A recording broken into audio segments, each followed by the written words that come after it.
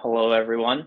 We're starting right on time because this is the most exciting webinar we've had yet. So this is the only webinar we've started on time so far, but it definitely deserves to be this one. We've got an absolutely packed webinar, some awesome projects, some awesome people, and so we're going to have a really fun conversation. I'm going to hand it over to Charles very quickly. I just wanted to say, first of all, thank you everyone for joining and being interested. And then thank you also to Charles, Matt, Yohi, and Shunyu for joining and spending an hour with us chatting about some hopefully fun topics. And with that, I'll hand it over to Charles. Nice. Yeah, thanks, Harrison. And just to clarify for everybody asking in the chat, as far as I know, Harrison is not operated by a LangChain agent. He's operated entirely by biological. I have seen him once in real life. There is a real Harrison Chase.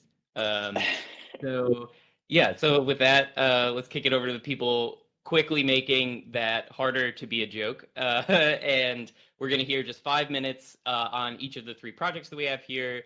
So Shunyu will be talking about his work on React, the sort of like fundamental prompting and control flow pattern that now powers a lot of agents in LangChain and elsewhere. We'll hear about the Baby AGI project from Yohei, which has really sort of like captured people's imagination and sort of demonstrated just how far you can get with even like a relatively simple pieces composed correctly. And then lastly, we'll hear from Matt on some experiments with code generation with agents. So I know the least about that 3rd project, so I'm excited to hear about that. So yeah, Shunyu, if you could go ahead and I think you had some slides you wanted to share about the your work on React and elsewhere. Cool. Can people hear me? Yep. Cool. Yeah, so I just have 2 or 3 quick slides to share to motivate, what led me into building React. So I was doing this project last year in the summer, and at the time, it's like POM just got released. GPT-3 has been there for a while. Everybody's excited. Chain of Thought just released, and the observation I make is just that language models are getting better at 2 of the fundamental capabilities for task solving, reasoning and acting, but in a rather separate manner. So if you look at some of the reasoning work like chain of thought, it's really generating those self-conditioned reasoning traces to help solve many different tasks, but it's not really grounded to any external environments. And on the other hand, at the time, some exciting work, including CCAN, shows you can connect language models to external environments, to external words by using this kind of grounding, but they're not really using the reasoning capability or generating any of the reasoning traces. So the natural question that I ask is just, can you combine both and let the model generate both reasoning traces and actions? And that's basically what we do React. And I think the easiest way to think about this is that you have an agent and you want to do all kinds of autonomous tasks. And previously, people do this kind of observation, action kind of iteration.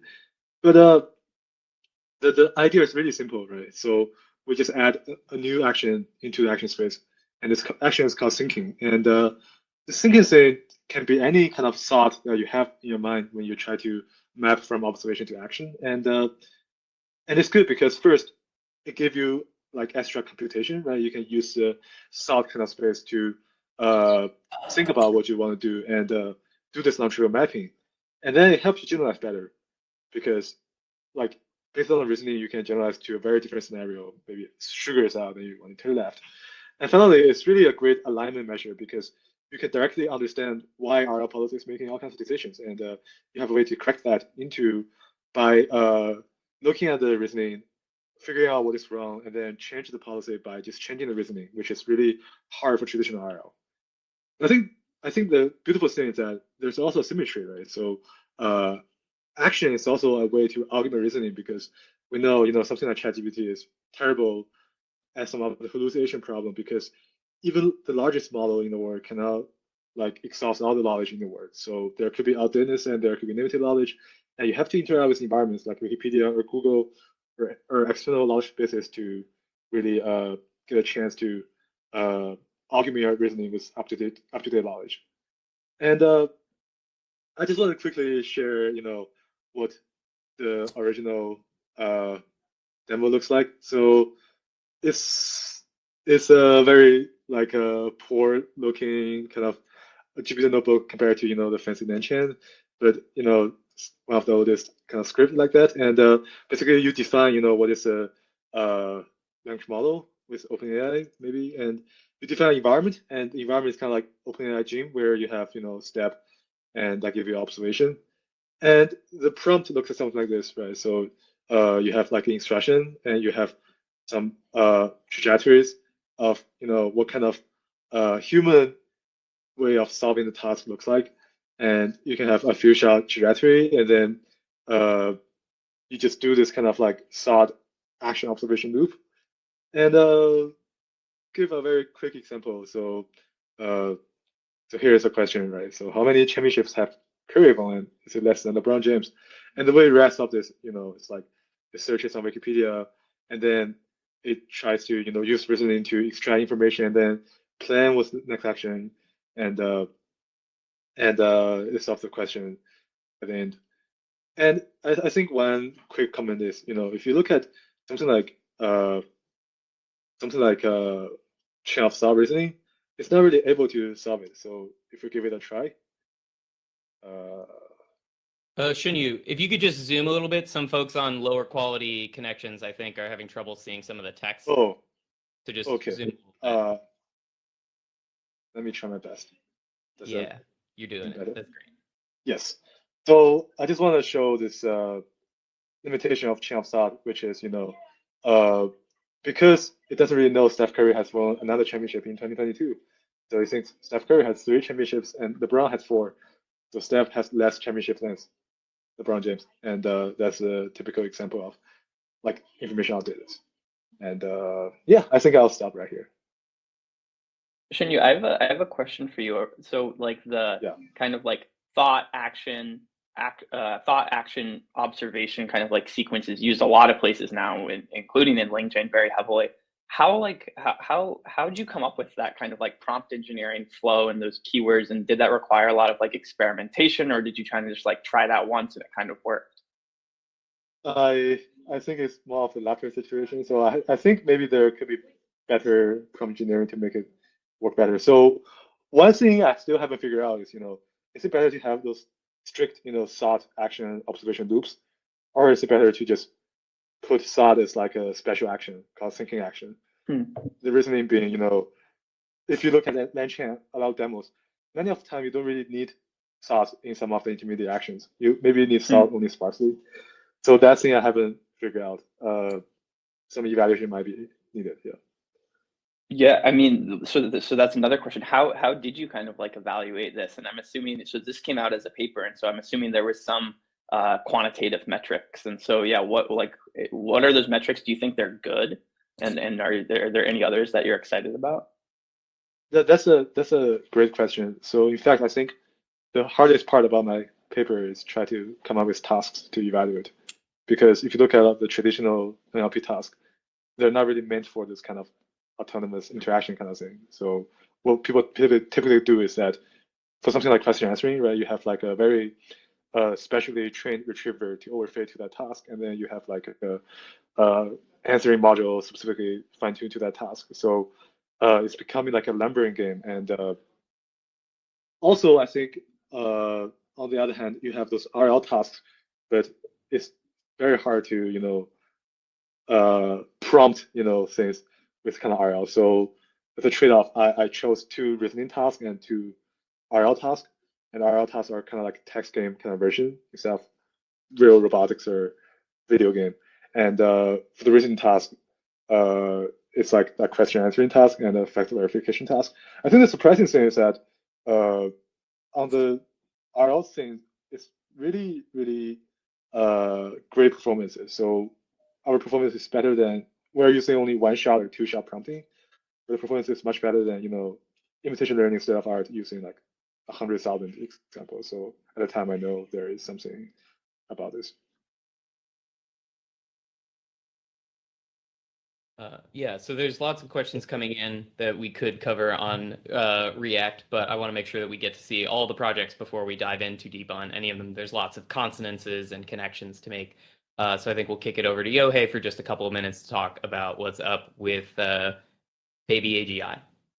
Hey, I think this is actually the first time I'm like talking about it. Like it's all tweets. So if you follow me, you've probably heard this, but I'll just do the quick story is that I was looking at the whole genesis of Baby Asia. I was looking at the Hustle GPT project where people were using Chat GPT as their co-founder, and I was fascinated by it. And I wanted to do it, but I didn't have the time. So I asked myself, can I cut the human out of it? So why can I just make an AI founder start a company for me? And I made like a prototype, on GPT-4, right? Having it write all the code, shared a prototype. Really, I just said, this is, like my AI founder is kind of working. And then my friend Jenny was like, oh, dude, just make Baby AGI. And then that just kind of caught on, and it just like everyone started calling him that. So I was like, all right, well, people are excited about this. Like, let's do a research paper. Apologies, it's not a real research paper. I simply fed the code to GPT-4 and said, please write me a scientific research paper. And that was the output. So it's absolutely not an actual scientific research paper, but it seemed in line with what I was seeing in the market. And then the reaction continued. And I saw Auto GPT, and I thought, well, if this is out, might as well open source my code. I like simple code, so I really pared it down to 105 lines of code, and I took the original nickname that Jenny gave it, Baby AGI, and released it on GitHub. And it's been pretty wild. So that's backstory. I can explain how it works. The way it works is, it's actually the same way I work, which is that you have a task execution agent that just does the first task on the task list. Then at the end of a task, there's a task creation agent who says, okay, you finished this task. What other tasks should we do based on that result? And then a task prioritization agent who basically reorders the tasks and sends the first task to the task execution agent. And I designed it that way because that's exactly how I work, right? I start the morning, I jump on my to-do list, I start on the first one, and I just execute. If a new task comes up, I add it to my to-do list, and I just keep executing. At the end of the day, I go through my task list and I reprioritize, so the next morning I can wake up and I just start at the top. Again, I know that's very systemic in terms of the way I work, but I literally just map that into the agent. Nice. Yeah, I think one of the things that immediately jumps out looking at the generative agents work that just came out from Google and Stanford and at Baby AGI and others is this problem of sort of prioritization and how do you interleave sort of meta thinking about which tasks you should complete with just the actual completion of tasks. So it sounds like my quick cursory overlook of Baby AGI, it looked like the primary thing was this task queue for management, but it sounds like you mentioned a sort of before bedtime reprioritize kind of thing. So how does that? Yeah. I mean, for me, as a human, right, I don't have the same cycles that that Baby AGI does. So my task prioritization agent only works at the end of my workday. But that being said, I'm sure I do it sometimes, right? Like if I get an email from an important limited partner, I might respond to that email before I do something on my task list. So I think there is that, and that goes into where do you create an input, right? Like, can you listen for incoming emails or messages and then create tasks based on that, which wasn't implemented, but was always part of the initial diagram.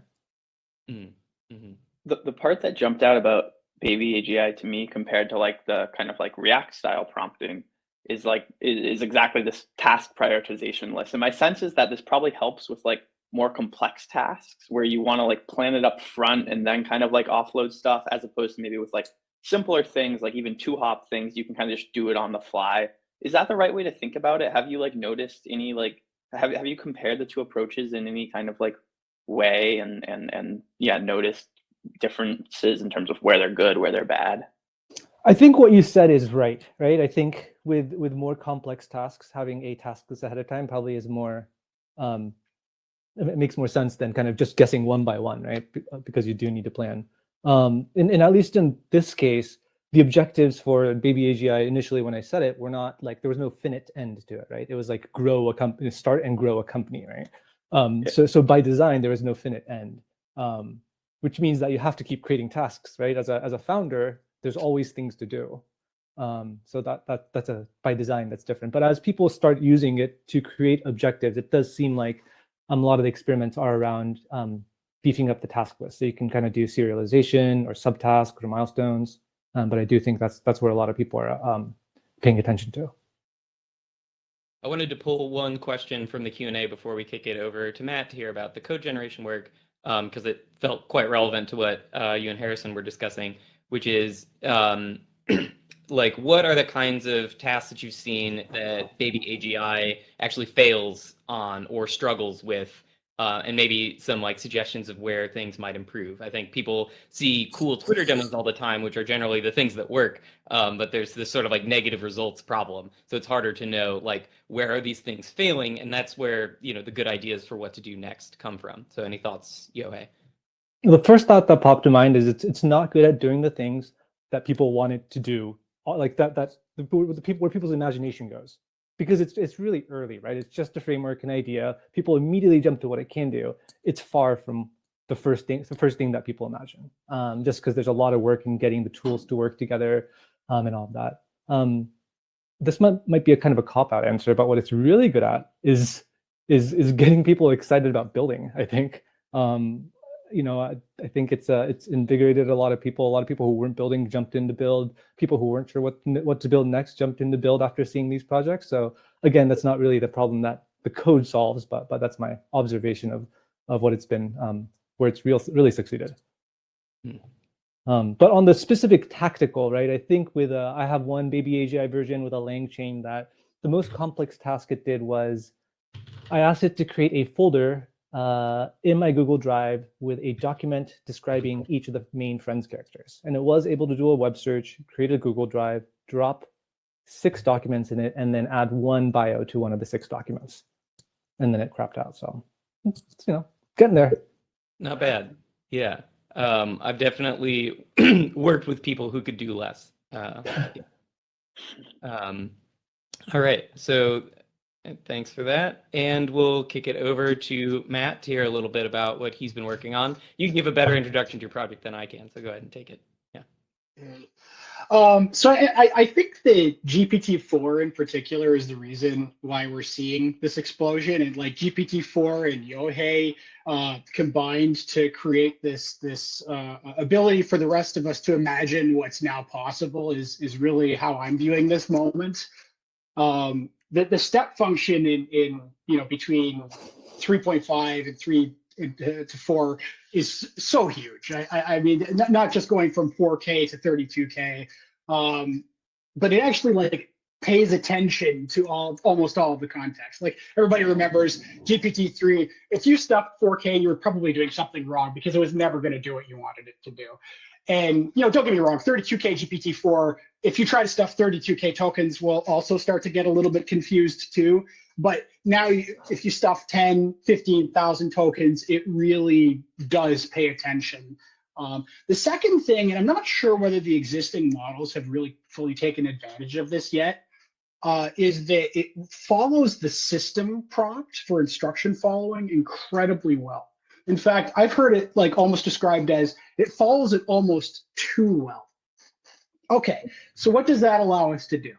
That allows us to actually define a protocol that we can have a reasonable expectation of GPT-4 to follow when we're essentially embodying it with the capability to take in input and then perform actions in the real world. So the project that I want to share is very, very simple, and it's kind of 1,000 feet, back up from what Yohei has done. And I think, the thing that I really want to come out of this is, Yohei, like your project and my project need to meet in the middle somehow, so that we can have, some killer baby AGI code agents. And that's a project that I'm just calling YAML Runner. And YAML Runner consists of a little application that runs these YAML scripts that are defined in a protocol that you put into the system prompt. And I can just kind of show you guys what I mean if I can share my screen here. Mm-hmm.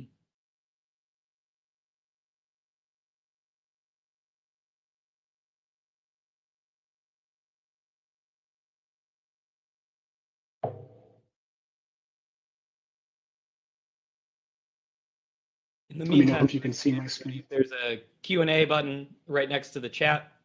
Should be on the right-hand side of your screen. You can put questions there and vote on questions that you want to hear the speakers discuss. And then, Matt, you might want to zoom in a good bit on that one. A little hard to see.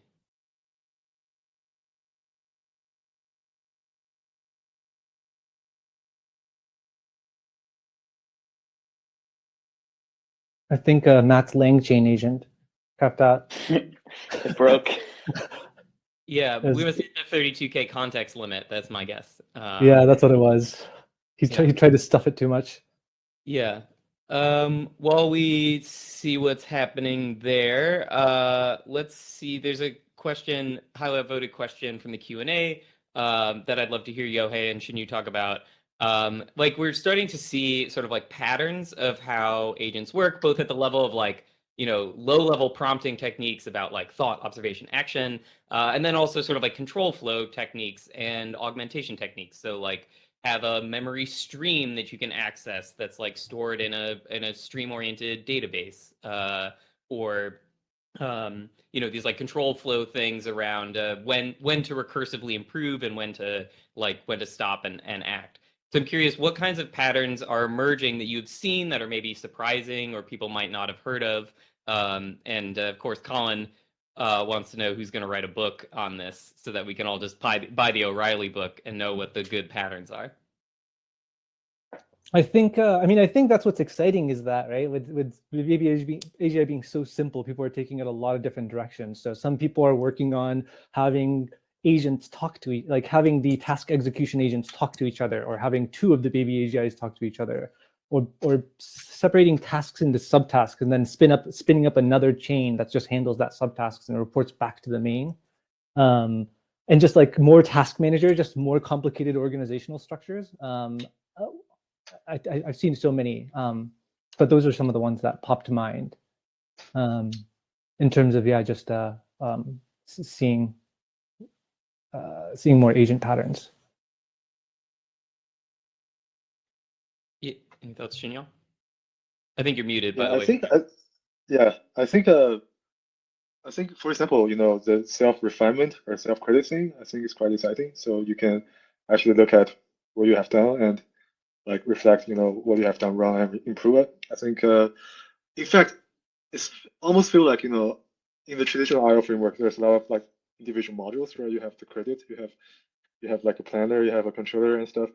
And it seems like we can already start to replace everything with a different large language model, and then start to build very general things around that. Do you think, like, maybe is there a limit to how good you can get with just self-criticism? Like, it feels a bit like cheating. I know I had to see a lot of successful results before I really believed that self-criticism could work as well as it does. Like, and now that I feel like the question is like, does it just keep working until these things are like perfect? I think obviously there's a limit, but I'm not sure if we have reached that yet. In the sense that, you know, people are very eager to publish whatever is easy to publish first, and then try to get the results early. So I don't think people have carefully examined all the possibilities and explored the limit yet. But like everything in LangChain, I mean, I still feel like we still haven't explored the limitation of prompting yet. So I'm really excited about this. We've been thinking about this a bit at LangChain as well, because obviously with all these new types of agents coming in, we've been trying to see like what kind of like the differences are between the React style stuff that we have now and what are the new pieces and what are missing. And I think from and so I think we'll probably write something about this, because I think this is a really good question that everyone's kind of wanting to know. And I think like I think in addition to the React style prompting, the new things that I've seen are, I think the baby AGI introduces this like planning and execution kind of like step and separates that. And I think that's something novel, and I think that's something new, and I think that unlocks some like new longer running things. And then I think also compared to, again, like the React style thing is all kind of like in buffer memory, and that kind of like runs out of space when you get like longer running things, which baby AGIs, you know, I think it's also different tasks that they were designed to do, right? Like I think the React style prompting was designed for a lot of these like multi-hop kind of like 2-hop question answerings. The baby AGI is designed to like, you know, solve world hunger or something like that. And so they, of course, they have different kind of like memory constraints in how you construct the buffer. And then the third thing that I think, and this kind of combines some of like this kind of gets to like the planning and execution, but just more generally, like, yeah, the idea of, I forget who said it on Twitter, about like stacking of language models and just separating it out. Like you do this task, you do this task, that's fine, and not have one big thing. And so I think those are 3 kind of like recent trends that I've seen between, I think Baby AGI does a lot of those. The Auto GPT is the other kind of like big one. I think that's mostly just like taking advantage of GPT-4 plus this long-term memory part. I think they add in that kind of like unique and novel long-term memory thing with the vector store retriever. But yeah, echoing kind of like what Yohi said, it's, yeah, there's a lot of cool stuff going on, and it's just the beginning. So whoever writes a book now will have to be updated in about a week. So yeah, it looks like we got Matt back. If you want to maybe do see if you can share your screen again, we'll give it one more try. One more try. Sorry, I live in upstate New York. My internet connection is like a third world country.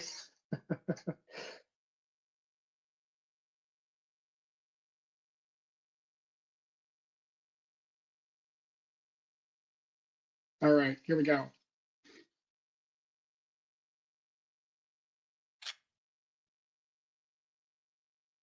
Okay. So the basic idea here, and I'll good bit more there because like maybe 200% or something. And is this good enough? More? yeah, I'm gonna say a lot more actually. Yeah. Oh no. Okay. All right. Better. Yeah. Okay. Okay. Yeah.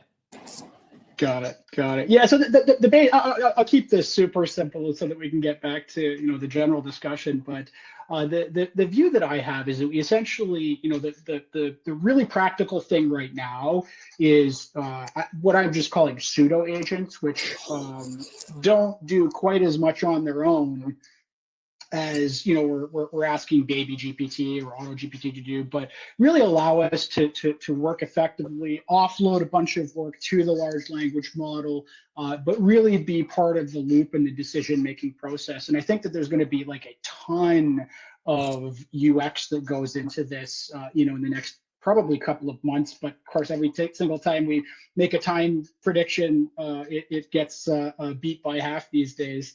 And so that the basic idea is that we give it this protocol, which I have an example of called YAML Runner, which gives a very instructions to follow as to how to take directives from the user and then turn it into a sequence of YAML Runner instructions. And so here's how I'm using this.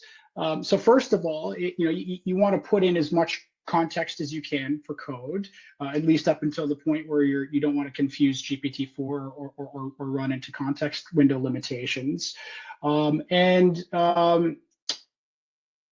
After that, you can see that you just ask it to acknowledge and understand that it's read it, which it has. And then I just did a really quick example, which is, what's the easiest feature that you could add? And it decided that the easiest feature that it could add would be to display a version.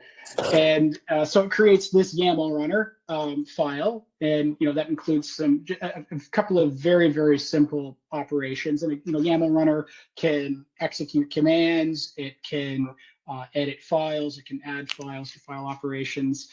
Much like a lot of the GPT agents, and we can generate a new sequence of instructions, and we can execute this, and it will do all of these things. And I think that what's really interesting now is that like GPT-4 has clearly been trained to do code generation, problem solving within code, and troubleshooting within code. So that actually lends it very naturally to the use of GPT-4 as a code generation agent. The trick, though, that I've found is that you really need to treat it like a dance. It really needs to be something where sometimes GPT-4 is leading the dance and sometimes you're leading the dance. And that's why I don't think that this can be quite automated to the extent that, you know, we can fire and forget baby GPT and expect that to work. And that's where I expect the UX to really come in and fill this gap to make fast iteration possible, because this really is truly enabled by GPT-4 now.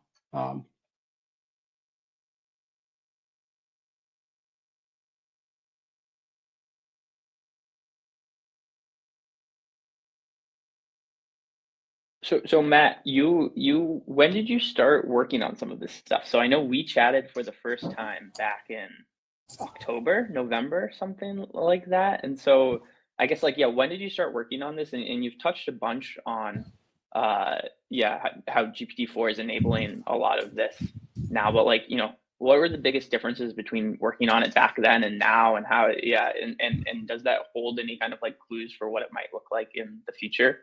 And I also think we're zoomed in on an empty stage, so I will try to fix that. Yeah, so I started playing around with GPT-3 DaVinci 002 code agents in the summer last year. And what I found is that it wasn't very useful yet for a number of reasons. And I'm sure, you know, a lot of people, everybody in this chat and a lot of people, you know, watching ran into the same sorts of things where, and we're running into many of the same problems now, only we're just all able to solve more sophisticated and complex problems. But Cognosis shipped with a module called iJavaScript, which was a GPT-3 agent that was embodied using a node REPL. You know, was put in a loop. It did automatic summarization of, you know, the various steps that it had taken. It had to also frequently remind DaVinci 002, you know, what it was doing and what it last did, because it would very easily lose track of that. The bigger and the larger models have certainly, you know, just expanded the level of complexity that they can deal with. I think that the real challenge today remains in two different categories.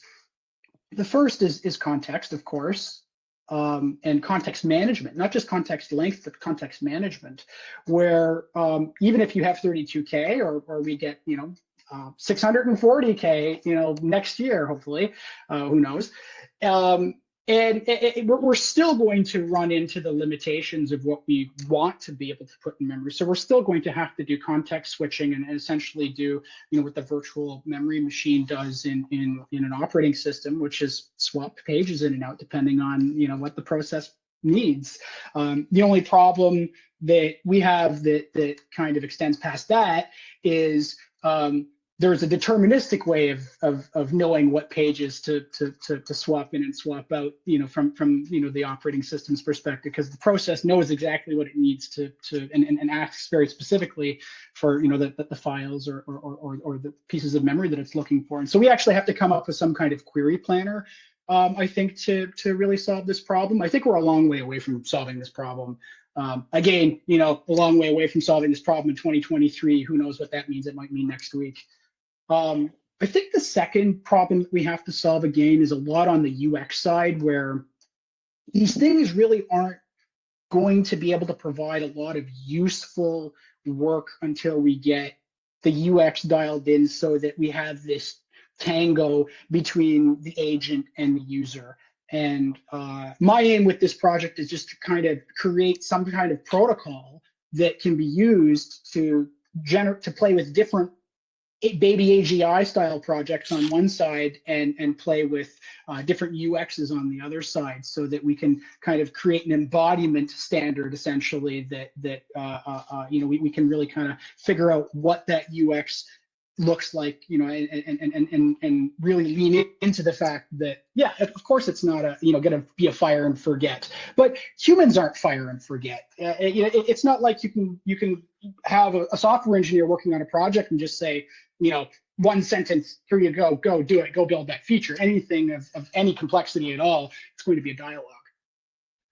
So I'm really interested in that, because I think a lot of people are thinking about what the right UX for these things, not agents, but just generative AI in general are. And I think the main one that's emerged is chat.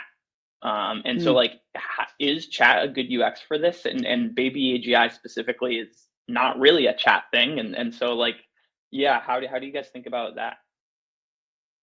I mean, I can speak for myself, right? I think the biggest challenge with Chat GPT or chat interface is that it only works as long as you're there.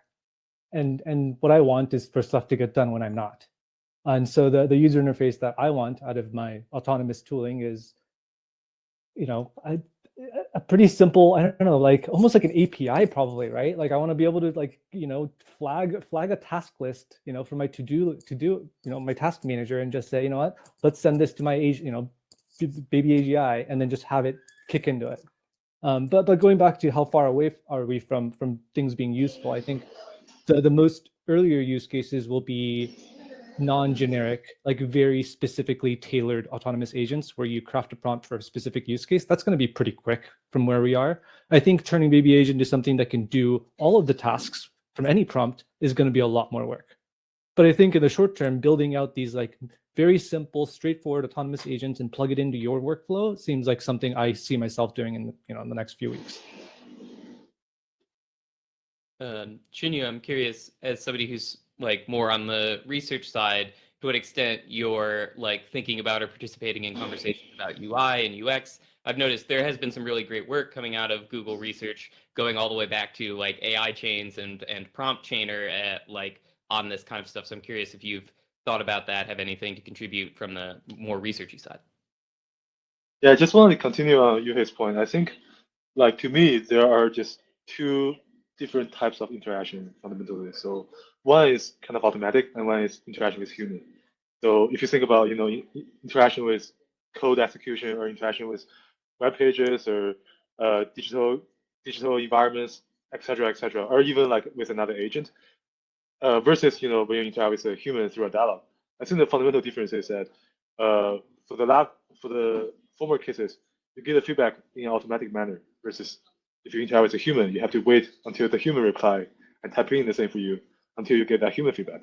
And in some sense, I feel like human feedback is a double-edged sword in the sense that that's probably the strongest alignment measure that we have. No matter it's RLHF or aligning the model with us through a dialogue, that's the biggest alignment measure for us. But that's also very hard for developers or researchers, or if you really want to build something, you can't afford to be someone like OpenAI and do RLHF for everything. So that's actually the motivation for another of my work called WebShop. And the idea is that how can you build like a complete task, not just something OpenAI like Baby AGI, but you have an instruction, you have an environment, but most importantly, you have to have a way to evaluate the model and give that feedback to the model automatically. And but I guess from a research perspective, we need to do both, right? We need to push the frontier of how autonomous the agents can be, but on the other hand, we also need to synergize those autonomous agents and plug it into our human interaction. And I say, there's no reason not to do both. Nice. I Yeah. actually One question. Yeah. Oh, I was gonna add one more thing on top of it, if you don't mind. On the UI, I do want to set it and forget it, but I agree that as tasks get more complicated, like I do want to be in the loop. And it was a super lightweight demo. I think I used Zapier NLA, and I actually used Zapier's text, but I crafted the title to be like text boss if you're not sure of answer. So what happens is if it doesn't know the answer, or if it has like a list of 5 and you have to choose one, it actually sends me a text message asking for it. And the goal would be to have a listener in the task creation agent so that whenever I do respond, it'll then continue with the task, I think is the UI that is ideal for me, because if I have autonomous agents, I want to be able to just text back and forth. And so did you explicitly add that as kind of like did you explicitly add that as a tool, or did you kind of like tell it if none of these tools work, then do this? I created a tool called, Nice. ask the boss if you're unsure about decisions. And I don't think it was I don't think it was the right one, but it worked well enough that I think it's worth, if you tweak it, it can get better. The EAB project. What's up? The EDB project does something very similar, I think, where it has a couple of things that it will expose as tools. One is to prompt the user, and the other is to ask it to make a decision, which is kind of neat. I haven't seen it actually in action, but I think that's probably the kind of interactions that we're going to need to have with it, to your point. And on that one like interesting thing that I saw, like completely anecdotally when working with some agents in LangChain, is that like when you give it explicitly a tool to like ask, it does much better than if you're like, if you can't use any of these tools, like then respond directly to the user. Like if you give it explicitly a tool, it's just much better for whatever reason. And so I think, yeah, whether that's a text or like a input thing, and if you're in like a Jupyter notebook or something else, like I've seen that basically be the best strategy for getting that type of thing, which I think is just interesting because I did want to bring in one of the questions from the Q&A that had a ton of upvotes and is relevant here, which is, in particular, we've been talking a little bit maybe about like a single system primarily here, whether it's dialogue or an autonomous system. And one of the questions in the chat was about like developing and managing like large numbers of agents, maybe a bunch of task-specific individual baby AGIs who only care about one particular thing. So do you think that things change when you scale it up to like 10 or 100 autonomous agents? What does that look like? Does it look like a Slack channel? Does it look like an MMO video game? Does it look like your email inbox? What do folks think? And there's that paper recently that came out, I think like Monday or something, like the simulacra thing, which seems very related to this. Have any of you guys read that in detail or thought about that? That paper is pretty wild, including this generative agents paper. It's from the Center for Research and Foundation Models and Google Research. They created like a Stardew Valley type system where everything was controlled by GPT 3.5 Turbo, and they were able to like at half or a quarter real time simulate like 25 agents who had like a memory, the ability to reflect on that memory and adjust their personality over time, and to interact with this simulated environment. And a lot of the pieces are all very familiar. They look like reasoning, observing, then reasoning, and then acting. They look like a memory stream that you can read from and write to. They look a lot like, and in fact, they use JSON and like use JSON as a communication interface. So they have pieces. There are pieces that we see reflected in each of the three projects here in that one. And it does seem like if you made an entire little Stardew Valley town whose job was to help run your startup, that does seem like a potentially very good interface for a group of baby AGIs. So something that you guys may or may not have also seen is the work that Merrick Rose's group is doing on this. They've been experimenting with LLM-based NPCs for a number, actually, I think since last year. And I saw an early demonstration of it last year, and I was like, yeah, that worked pretty well. But like I think they just released something this week or last week that looks really, really good and represents an advance that I think is consistent with the new types of models that we're seeing. So check that stuff out too. Another paper that, and I'm not sure which group this is, but there's like the camel paper that someone implemented kind of like in LangChain yesterday, I think, which is basically it's just two agents, but it's talking to each other, and they each have kind of like their own personalities and their own objectives, and you can kind of see the conversation kind of like flowing. And I think it was more kind of like experimental than anything else. But I think, yeah, I mean, it seems like there's kind of like hype waves every 2 to 4 weeks, and I think like the past 2 to 4 weeks have definitely been about baby AGI and auto GPT, and so I wonder if like the next 2 to 4 will be around like multiple agents talking to each other, and I think there's a few different varieties of that. One is like kind of like these simulation style things, but then I do think there is another variety which is just this like stacking style thing where there's a more controlled flow, and there's kind of like a router which is using them as different, and I see them as slightly different, right? Like one's kind of like simulating a real world situation, and then the other's just like, I don't know, trying to do a task, and the tools it has are just happen to be other agents themselves. And so I'd maybe draw like a little distinction there, but yeah, still really fascinating to see what comes out. I actually like the question about the front end though, because I mean, cost is important, right? Like as you're running, if I'm running a whole bunch of agents to run a company, like cost is gonna pile up, work gets stuck. Like I would definitely want like a simple log of all the stuff they're doing. Again, I'm coming from if I'm running a company and having a whole bunch of agents run it, like for me, I want like a gusto, right? All of these are, AI employees. I want to know how much I'm paying them. I want to know how much work they're doing, and I want to know if they need attention. Yeah, this is another question that we got for the Q&A from David Liu. Like humans, we have, we know that we have limited resources. We're trained how to like use those resources effectively, our time, our energy, our money. And one thing that language models don't currently have is any notion of those limitations. Like they have learned our patterns of thought, our patterns of tool use. And so, only text the boss when you're unsure is maybe something they can pick up quickly, but that's not the same as their actual resource constraints, right? So the question is like, how do we get them to behave according to the constraints that are actually in operation for them?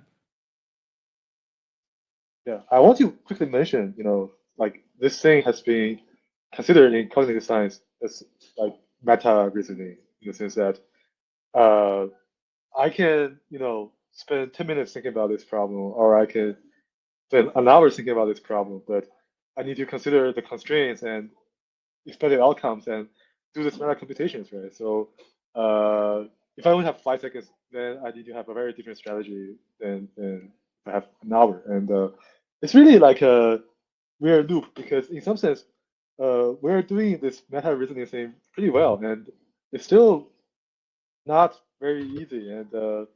But I think maybe now it's time to consider these problems again, in the sense that you can have like a meta reasoner to say, okay, if I only have this kind of money and I know this token costs this money, can you come up with like a prompt that is less than this length and something like that?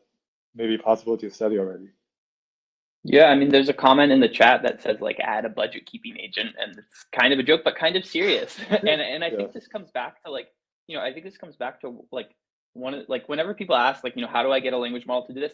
You have to tell it, like it's not going to magically know things, and so you just tell it that it has kind of, and it, there'll be some like prompt engineering to figure out what exactly you have to tell it and blah blah blah blah blah. But yeah, just have a budget keeping agent. You tell it has this budget, it decides.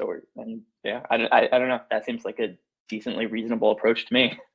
Yeah, the primary agent pattern is literally just ask, bro. I think that's the main pattern of work. I want to actually touch on this. That's I was going to touch on this question. Matt, you go first. I want to jump back on this question actually because I wanted to take it a different direction. Matt, you go first. Yeah, I'll just put a button on it then. That sounds like an incredible, like the next step is to start to add like either time or energy or cost-based or token-based constraints. The other thing is that a lot of these questions, John Carmack in his 5.5-hour Lex Friedman interview said that he thought there were 5 ideas you could write on a napkin that would probably get us to AGI. First of all, I want John Carmack like in April of 2023 to update that. Like, how many do you think we have?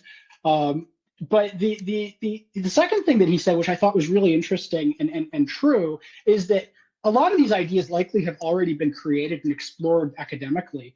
So there was a ton of just incredible agent work done, even in the 60s, but especially in the mid and late 80s.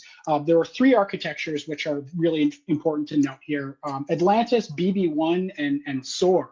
And there are others as well. But my suspicion is that something else that we could do to kind of push this along a lot more quickly is to go back and see, okay, well, a lot of this thinking has already been done for us, but they didn't have any of the engineering to be able to implement this and a lot of the science to implement this. Okay, what do we have? It looks like we can now do these things in 2023. What in Atlantis, BB1, SOAR, and similar types of architectures, cognitive architectures, can we learn from, and can we start to solve some of some of these sorts of problems with?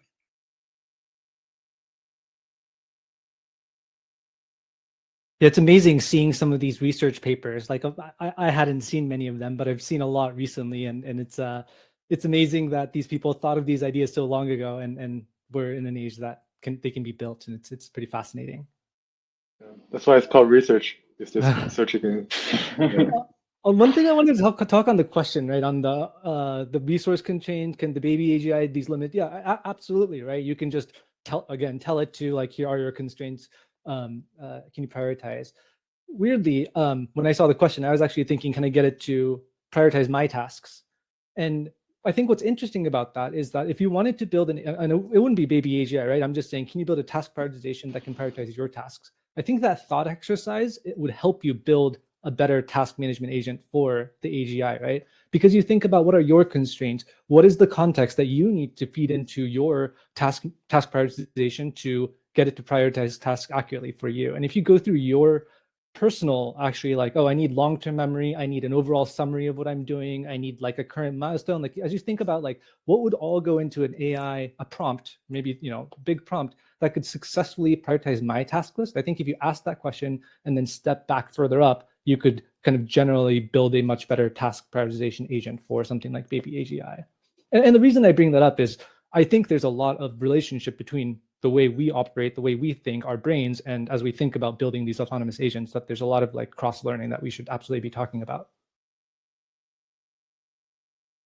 I did want to bring one last major topic in our 10 minutes that we have remaining here, which was the question of like safety. A lot of people are asking about security, like narrowly considered, which is like prompt, you know, is this thing going to pseudo RMRF my machine? Is this thing going to like drain my PayPal account? And then there's also the like broader question of, you know, what happens when we unleash a whole bunch of like much more capable like web scraping and API hitting bots.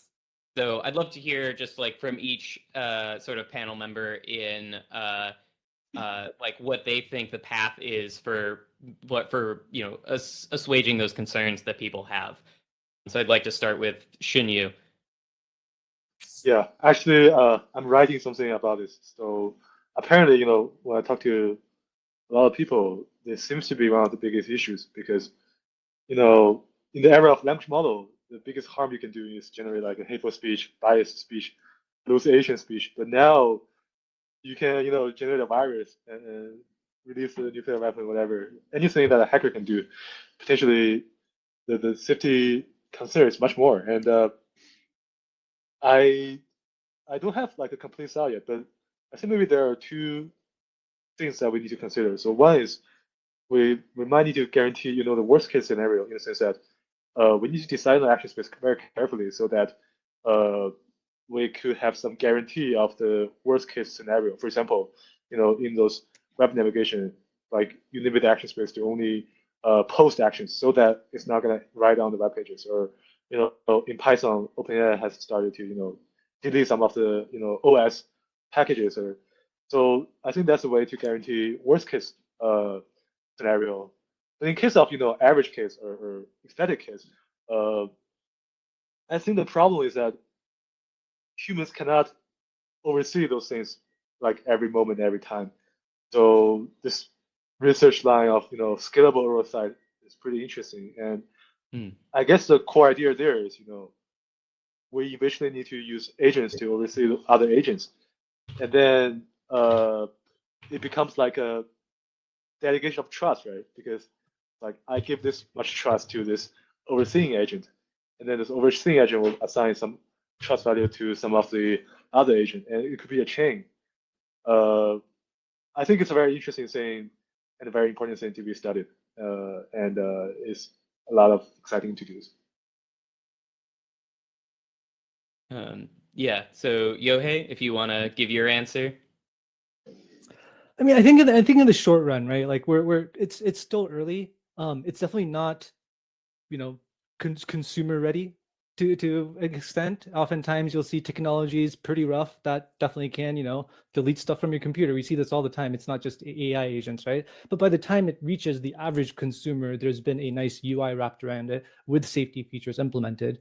I do think the number of non-consumers playing with it is probably higher now, I think, due to just code being easier to do, right? Like, I mean, I'm a good example of someone who doesn't really know his way around the terminal, but I'm just copy pasting things from GPT-4 and like just messing up my virtual environment and have no idea what I'm doing. So I do think there are challenges like that. That being said, I don't think those, somebody deleting files from their computer is not great, but it's also not like world ending by any means, right? These, as people started driving cars, we added more and more safety features and safety rules. So driving cars becomes eventually safer.